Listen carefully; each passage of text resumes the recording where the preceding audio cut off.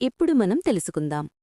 Iran, Israel, America ఈ మూడు దేశాల మధ్య యుద్ధ వాతావరణం వలన భారతదేశం యొక్క ఇంధన వనరులపై ఎటువంటి ప్రభావం చూపుతుంది?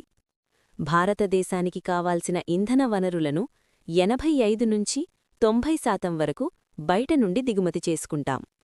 ముఖ్యంగా మనకి పెట్రోల్ అండ్ డీజిల్ చాలా ముఖ్యమైనవి. అంతర్జాతీయ మార్కెట్లో క్రూడ్ ఆయిల్ ధర ఇప్పటికే $100లకు చేరుకుంది. ఈ ఉద్రిక్తత వాతావరణం వలన అది ఇంకా పెరిగే అవకాశముంది.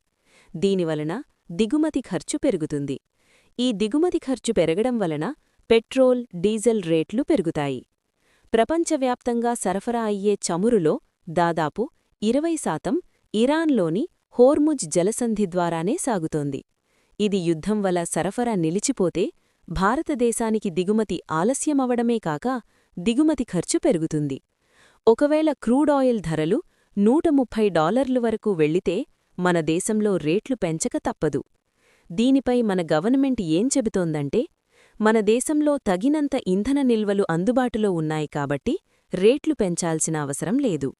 ఒకవేళ చమురు సంక్షోభంలో ఉన్నా రేట్లు పెంచడానికి ఆసక్తి లేదు. ఈ భారాన్ని కంపెనీలే భరించాల్సి ఉంటుంది అని తేల్చిచెప్పింది.